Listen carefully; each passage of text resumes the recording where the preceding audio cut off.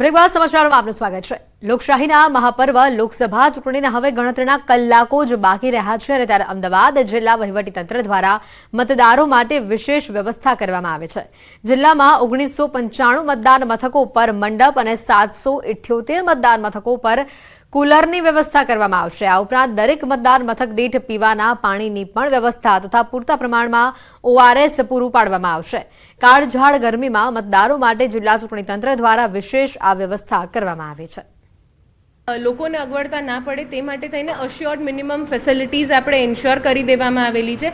આ સાથે સાથે 1995 એવા બૂથ છે કે જેમાં મંડપની પણ વ્યવસ્થા કરવામાં આવેલી છે। આ મંડપની વ્યવસ્થા સાથે સાથે 770 જેટલા એવા બૂથ પણ છે કે જ્યાં કુલરની પણ વ્યવસ્થા કરવામાં આવેલી છે। પૂરતા પ્રમાણમાં પાણીના જગ ત્યાં ઉપલબ્ધ કરાવી દેવામાં આવ્યા છે। સાથે સાથે ORS છે એ પણ લોકોને ત્યાં પહોંચાડવામાં આવેલું છે। ગુજરાતમાં 7 તારીખે મતદાન છે અને મતદાનના દિવસે હવામાન વિભાગ દ્વારા આગાહી કરવામાં આવી છે કે હીટ વેવની સ્થિતિ બની રહેશે, એટલે કે ગુજરાતના અમુક જિલ્લાઓ છે કે જ્યાં હીટ વેવ રહેશે। તો અમદાવાદ શહેરમાં પણ મહત્તમ તાપમાન 43 ડિગ્રી આસપાસ રહેવાનું અનુમાન છે। ગાઢઝાળ ગરમી વધી રહી છે ત્યારે વહીવટી તંત્ર દ્વારા બૂથો ઉપર વિશેષ વ્યવસ્થા કરવામાં આવી છે। મંડપ લગાવવામાં આવશે, સાથે પાણીની વ્યવસ્થા કરવામાં આવી છે। હેલ્થ ટીમને પણ ત્યાં છે ઉપસ્થિત રાખવામાં આવશે કે કોઈ પણ પ્રકારની મુશ્કેલી ન થાય તે માટેની વિશેષ વ્યવસ્થા સાથે જે વહીવટી તંત્ર છે તે સજ્જ બન્યું છે। કેમેરામેન હિરેન સાથે વિપુ પટેલ, ન્યૂઝ 18 ગુજરાતી, અમદાવાદ। ખેડામાં દેવુસિંહ ચૌહાણ માટે મુખ્યમંત્રીનો પ્રચાર સામે આવ્યો। દેવુસિંહના સમર્થનમાં બાઇક રેલીનું આયોજન કરવામાં આવ્યું। મોટી સંખ્યામાં ભાજપના કાર્યકરો પણ જોડાયા। ઠેર ઠેર મુખ્યમંત્રીનું સ્વાગત કરવામાં આવ્યું। આજે પ્રચારનો અંતિમ દિવસ છે ત્યારે ગુજરાતના મુખ્યમંત્રી ભૂપેન્દ્રભાઈ પટેલ નડિયાદ ખાતે ભવ્ય બાઇક રેલી યોજી રહ્યા છે। સીધા દ્રશ્યો બતાવીશ ન્યૂઝ 18 ગુજરાતી પર। તમે જ્યાં દ્રશ્યો જોઈ રહ્યા છો હાલમાં ભૂપેન્દ્રભાઈ પટેલનો ભવ્ય બાઇક રેલીનો રોડ શો અત્યારે હેડલની અંદર યોજાવા જઈ રહ્યો છે। વાત કરવામાં આવે તો ખેડા લોકસભાના ભાજપના ઉમેદવાર દેવુસિંહ ચૌહાણના પ્રચાર અર્થે ભૂપેન્દ્રભાઈ પટેલ જ્યારે નડિયાદ આવ્યા છે અને નડિયાદની અંદર તેઓ અત્યારે ભવ્ય બાઇક રેલી યોજી રહ્યા છે। દ્રશ્યો અંદર જે પ્રકારે જોઈ શકાય છે તે પ્રકારે હજારોની સંખ્યામાં બાઇકો છે તે અત્યારે એક રેલીની અંદર જોવા મળી રહ્યા છે। નડિયાદના ધારાસભ્ય પંકજભાઈ દેસાઈ દ્વારા આયોજિત આ દેવુસિંહના સમર્થનમાં બાઇક રેલીની અંદર અત્યારે જે માનવ મેળામાં છે તે ઉમટ્યો તો ચોક્કસભાઈ લાગી રહ્યું છે। વાત કરવામાં આવે તો આજે જ્યારે ચૂંટણીનો અંતિમ દિવસ છે ત્યારે ખેડા લોકસભાના નડિયાદ શહેરમાં રેલી પરિભ્રમણ થવાની છે। પંકજભાઈ દેસાઈના કાર્યાલયથી નીકળેલી આ રેલી નડિયાદના સંતરામ સર્કલ, પારસ સર્કલ, મહાગુજરાત થઈ અને સમગ્ર નડિયાદ શહેરમાં ભરવાની છે। ઠેર ઠેર મુખ્યમંત્રી ભૂપેન્દ્રભાઈ પટેલનું સ્વાગત કરવામાં આવ્યું છે। જે પ્રકારે તમે અત્યારે દ્રશ્યો અંદર જોઈ રહ્યા છો તે ડીજેના તાલ સાથે આ ભવ્ય રેલી અહીં આગળથી નીકળી છે અને હાલની અત્યારે જે પ્રકારે કહી શકાય છે કે નડિયાદ છે તે ક્યાંક ને ક્યાંક કેસરમય બન્યું હોય તેવું લાગી રહ્યું છે। જે પ્રકારે ડીજેની અંદર તાલે સાથે મુખ્યમંત્રી નીકળ્યા છે। દ્રશ્યો બતાવી સંતરામ મંદિરના દ્રશ્યો છે જ્યાં આગળ મુખ્યમંત્રીનું અત્યારે ફુલારથી સ્વાગત કરવામાં આવી રહ્યું છે। વાત કરવામાં આવે તો આ રેલી આજે સમગ્ર જ્યારે નડિયાદની શહેરની અંદર ફરવાની છે ત્યારે નડિયાદના લોકો પણ ક્યાંક ને ક્યાંક મુખ્યમંત્રીનું સ્વાગત કરતા નજરે પડી રહ્યા છે। વાત કરવામાં આવે તો ચૂંટણીના અંતિમ દિવસે યોજાયેલી રેલી સમગ્ર નડિયાદ શહેર પહોંચે। ખેડા લોકસભાના ભાજપના ઉમેદવાર દેવુસિંહ ચૌહાણના સમર્થનમાં રેલી યોજાઈ છે।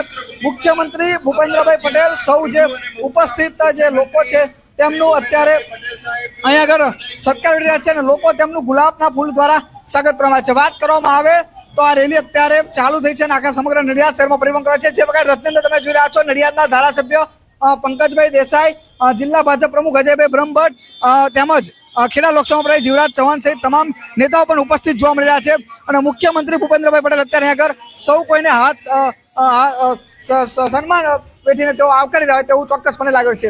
એટલે ચોક્કસથી એક પ્રકારે આ પંકજભાઈ દેસાઈનું શક્તિ પ્રદર્શન પણ કહી શકાય। ઉમંગ પટેલ, ન્યૂઝ 18 ગુજરાતી, નડિયાદ, ખેડા। બુલેટિનમાં અત્યારે ફક્ત આટલું જ। રજા આપશો। નમસ્કાર।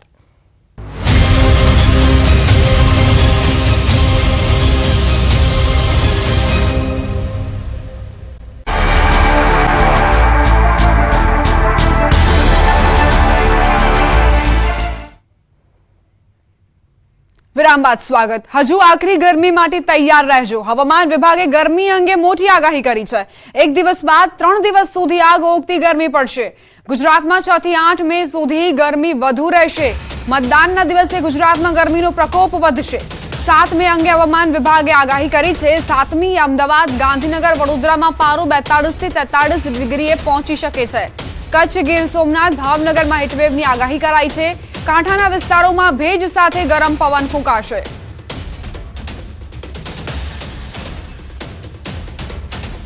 और हीट वेव वार्निंग की बात करेंगे तो हीट वेव वार्निंग सौराष्ट्र और कच्छ के रीजन के लिए आइसोलेटेड प्लेसेस पॉकेट्स में दिया गया है. और जो डिस्ट्रिक्ट है जहाँ पे हीट वेव होगा डे 3 डे 4 में यानी 6, 7 और 8 तारीख को, वो ज़िले हैं कच्छ है, पोरबंदर है, गिर सोमनाथ और भावनगर.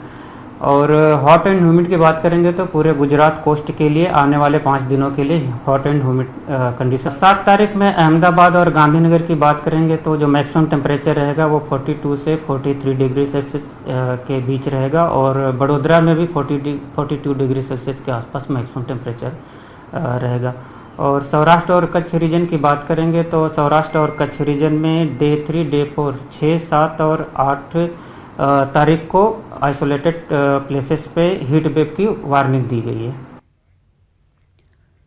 અમદાવાદમાં ગોતા સ્થિત વીર સાવરકર ગુજરાત હાઉસિંગ બોર્ડ સોસાયટીમાં ભ્રષ્ટાચાર થયો હોવાનું સામે આવ્યું. સોસાયટીના મેન્ટેનન્સ માટે જમા કરાવેલા રૂપિયા કમિટી મેમ્બરો ચાઉ કરી ગયા હોવાનું સોસાયટીના રહીશો આક્ષેપ લગાવી રહ્યા છે. 1600 થી વધુ પરિવારોએ જમા કરાવેલા કરોડો રૂપિયામાં ભ્રષ્ટાચાર થયો હોવાનું સામે આવ્યું. અને ખાસ કરીને શું મુશ્કેલી છે તે વિશે જણાવશો. મેડમ એકચ્યુઅલી અમારા જે 1660 મકાનોની આ સોસાયટી છે પ્રધાનમંત્રી આવાસ યોજના, એમાં અમને હાઉસિંગ બોર્ડે 8.5 થી 9 કરોડ રૂપિયાની એફડી આપેલી, જે વાપરવાની નહીં, એના વ્યાજમાંથી જ વહીવટ કરવાનો. એની સાથે સાથે એક સર્ટેન નક્કી કરેલી એમાઉન્ટ મેન્ટેનન્સ તરીકે ઉઘરાવવાની. હવે બધી એમાઉન્ટ ભેગી થઈને લગભગ 14 થી 15 કરોડ રૂપિયાની એમાઉન્ટ થઈ, જે વખતો વખત જે મેન્ટેનન્સ ભરતા ગયા અમે દર મહિને એ, અને આ 8.5 થી 9 કરોડ રૂપિયાની એફડી, એ બધું જ હાલની તારીખે બધું વપરાઈ ગયું છે. એમાં બધો ગેરવહીવટ થયો છે. બેન, મહિલા તરીકે ખાસ કરીને ઘણા બધા વૃદ્ધો રહેતા હશે, બાળકો રહેતા હશે, મહિલાઓ રહેતી હશે. 13મા માળે જ્યારે જવું અને લિફ્ટ બંધ હોય, આવી પરિસ્થિતિમાં કેવી રીતે પસાર કરશો અને કોઈ તપાસ માટે વાત કરી છે કે કેમ? આવી જ્યારે વિકટ પરિસ્થિતિ ઊભી થતી હોય ત્યારે અમારા 13 માળના મકાનોમાં જ્યારે બુઝુર્ગોને કે નાના બાળકોને કે આવજા કરવું હોય, તો કોઈ બીમાર વ્યક્તિને પણ નીચે ઉતરવું હોય, ત્યારે સંકટના સમયે ક્યારેય પણ અમારી આ પરિસ્થિતિ સોલ્વ થાય એવી નથી. હાલના સ્ટેજે અમારી બધી જ લિફ્ટો બંધ છે, બધા જ બ્લોકોમાં એક લિફ્ટ ચાલુ છે. કોન્ટ્રાક્ટરોએ કોન્ટ્રાક્ટ લઈ અને પૈસા ખાઈને જલસા ઉડાડ્યા છે અને નિયમ પ્રમાણે લિફ્ટો રિપેર કરી નથી. ચૂંટણી હમણાં એક જ અઠવાડિયા પછી છે, તો શું કરશો તમામ મતદારો? એક સરકારશ્રીને અને હાઉસિંગ બોર્ડને વિનંતી છે કે જો શક્ય હોય તો વહીવટદાર અહીંયા નીમવામાં આવે અને વહીવટદાર અમને માર્ગદર્શન આપે કે અમારે શું કરવું. કારણ કે અત્યારે અમે 7,000 લોકો અહીંયા રહીએ છીએ, પણ પરિસ્થિતિ એવી છે કે જે વ્યક્તિ લીડરશિપ લેશે એ બીજું કોઈ કામ નહીં કરી શકે. હાલ તો સોસાયટી ખાસ કરીને કેટલાક લોકો જેમના કારણે વહીવટદારને કારણે હાલ પરિસ્થિતિ ખૂબ જ ગંભીર બની છે અને સોસાયટી દેવામાં ઉતરી છે. દીપિકા ખુમાણ, ન્યૂઝ 18 ગુજરાતી, અમદાવાદ. ફર્ધર એમનો એક મુખ્ય મુદ્દો છે કે નવી એક ત્યાંની જે વહીવટકર્તાઓની જે બોડી નીમવાની બાબત છે, તો એ કોઈ કારણથી એમનું નિરાકરણ નથી આવતું. તો એના મુદ્દા બાબતે અમે એમની સાથે અત્યારે સંપર્કમાં છીએ. આ સાથે જ બુલેટિનમાં અત્યારે બસ આટલું જ. વધુ અપડેટ્સ માટે આપ જોતા રહો ન્યૂઝ 18 ગુજરાતી.